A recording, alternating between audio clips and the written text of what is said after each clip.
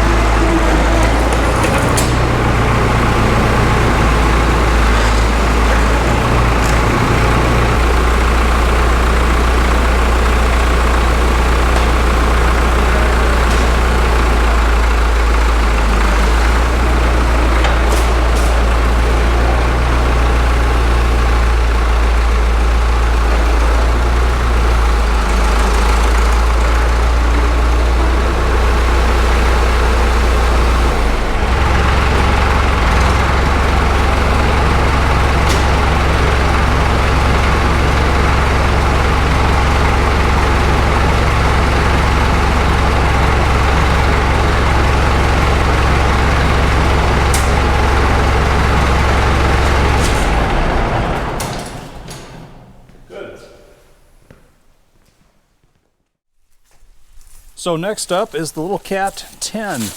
The undercarriage is just cherry on this thing, but the prior restoration that was done to it, well, had someone blast it fully assembled, filled it completely up with grinding paste, and then I bought it. So I've really never done anything with it since, other than just run it in and out of the shed about every 4 years, because I'm gonna have to take this one completely back down, clean it all out. Might as well give it another fresh batch of paint.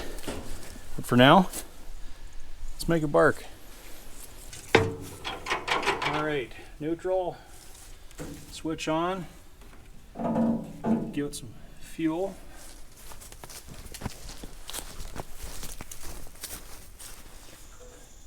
Choke.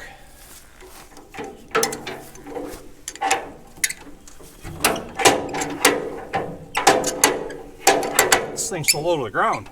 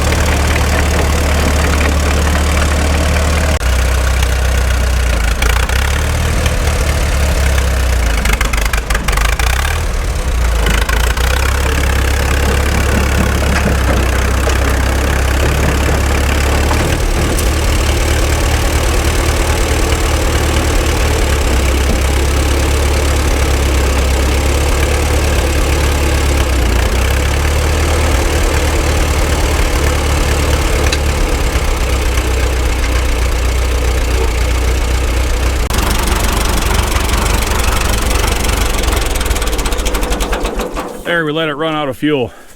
I'm not gonna lie, the foot operated clutch on this tractor just makes me have to try to think way too hard. I'm reaching for a phantom clutch lever because all the rest of my cats are hand clutches, and it really messes with my brain when I need to run all the brakes just with my right foot. But we made it, and the clutch is a bit grabby because I just don't run this thing enough. But you can see I have to reposition the trailer ramps and put one in the middle because this thing is so skinny.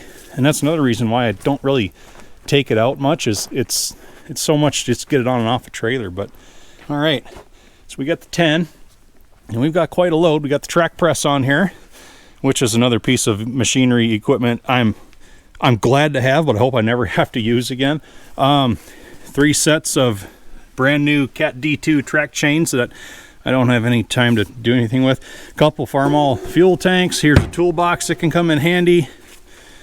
Load number 1.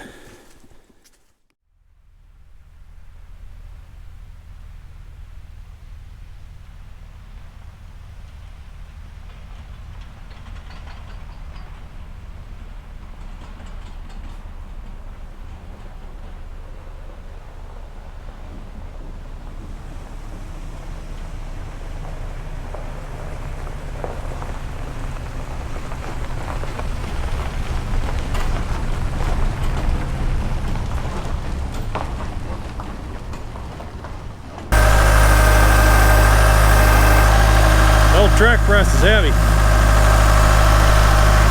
Up a little more. There you go.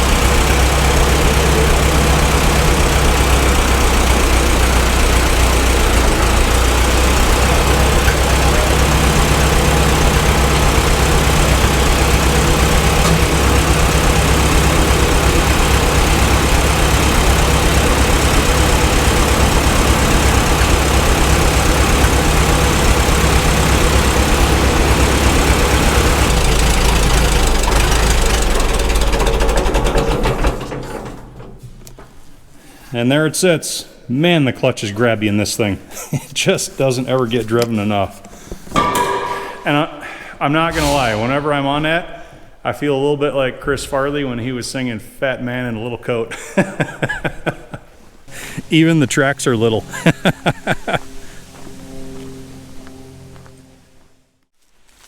So next up is Mr. 212 grader. All right, this is another one that's been in dire need of having a place to live. So this one has been known to allow the fuel system to bleed back after it's been sitting. And this one was last ran, a year ago? Is it 1 year or two?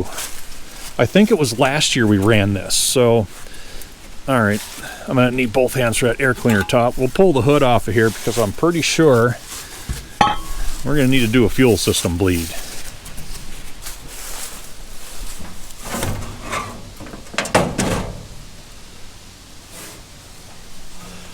Get some access to stuff here. I'm pretty sure we got a little TLC to do before it really goes.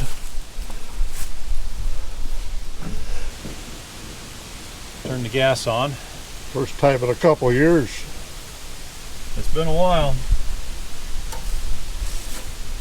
We've got electric start on the pony, but we never keep a battery in this thing. And although it's pretty cramped access to wrap the rope behind the cab, I'm just going to try a rope start today. We'll start with that. All right. Compression release, we're good on all those. We're in neutral, diesel throttle off. Where's our mag switch here? I don't think it's hooked up. Nope, we don't have one. All right.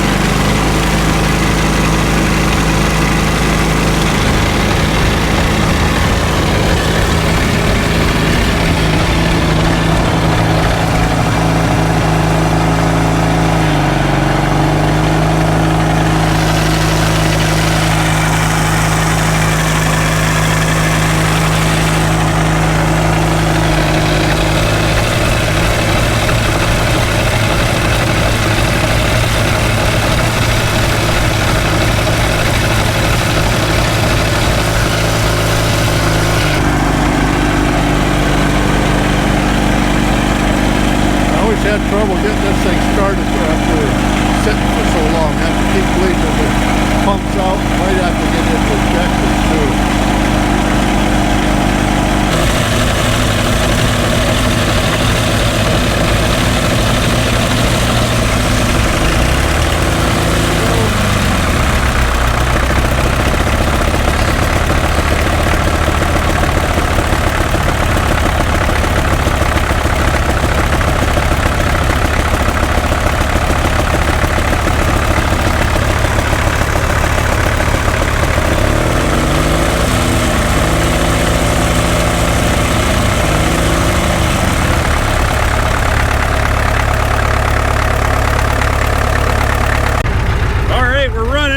That was the most work we've had to do yet to get this to go, but We got her, so Senior's gonna see if it's gonna move.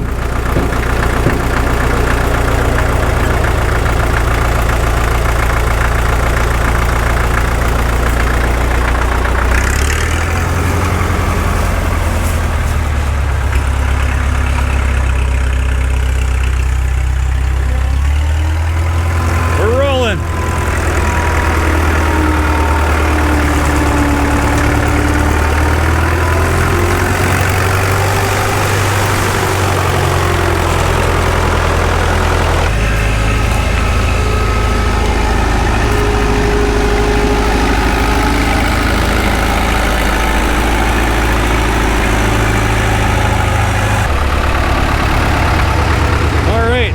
Should be ready to go.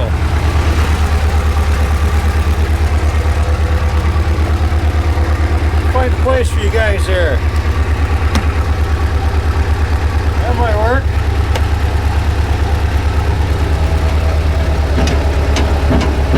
You do get brake pedal if you pump it up a little bit. Alright, shift.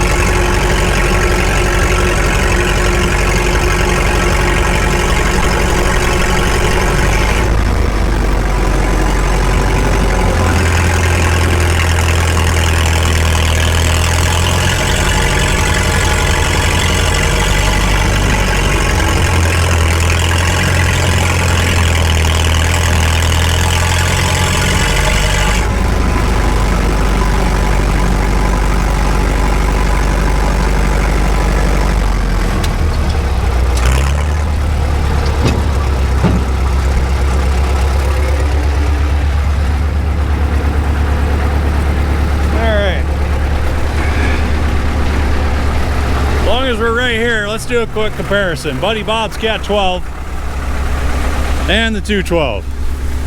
Bit of size difference. Quite a lot actually. Cat numbering system was a bit off because the 212 was on the smaller end. That used the D2 sized engine. And then the 112 was bigger than the 212. That used the D4. But then the straight Cat 12 right here used the big D6 sized engine. Big 6-cylinder in there. Yeah, there's a little size difference. I bet that 212 is half the size of the 12.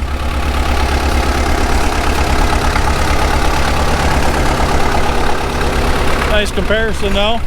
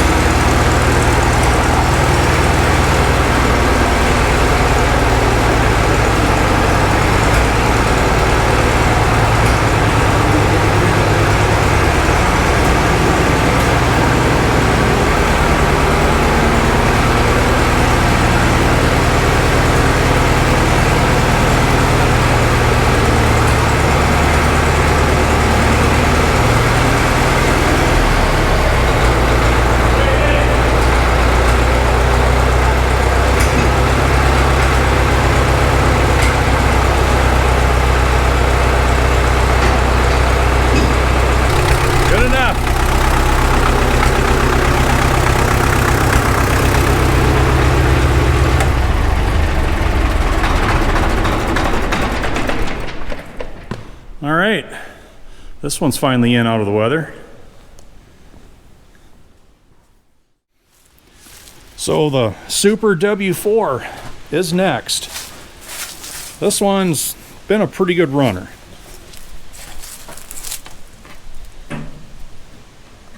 Fuel on. Here we go.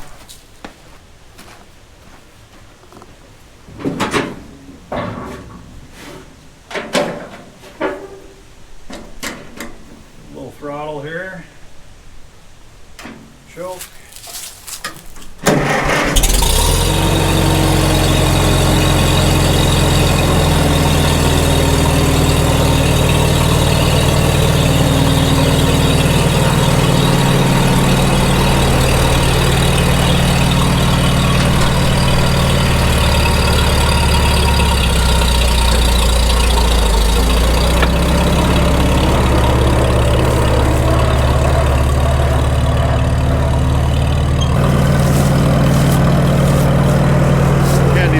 We have here. We're gonna tow the 48 because I still have the MAG off of that one, and rather than try to hang the distributor on and run a bunch of jumpers, it's going to be easier just to use this W4 to pull that W4. So that's the plan.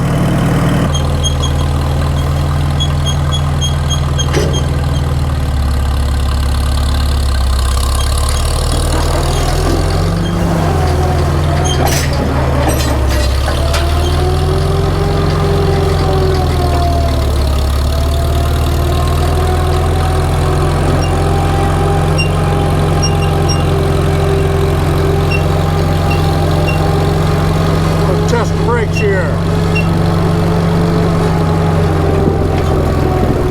Yeah, we got some brakes.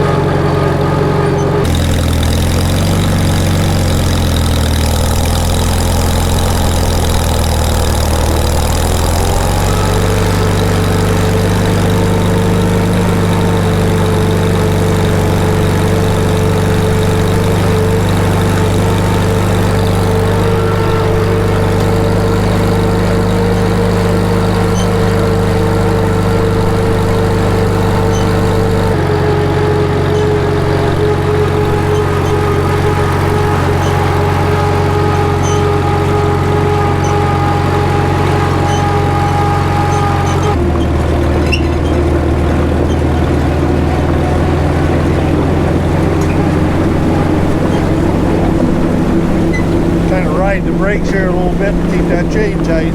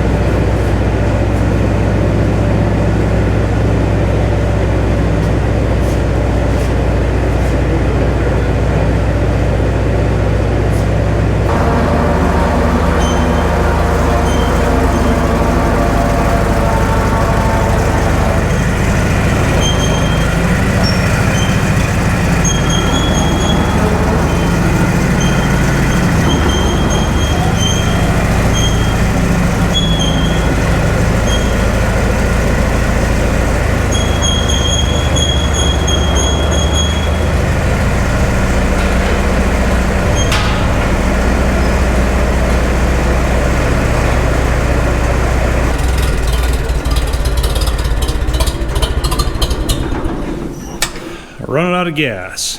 All right, good to store for the winter. So the double W-4's have joined the party. Well, everybody, the final machine for today is Senior's Farmall Super M, and I took it out of his pole barn about a half hour ago, gave it a quick wash. It was starting to get dusty from sitting around.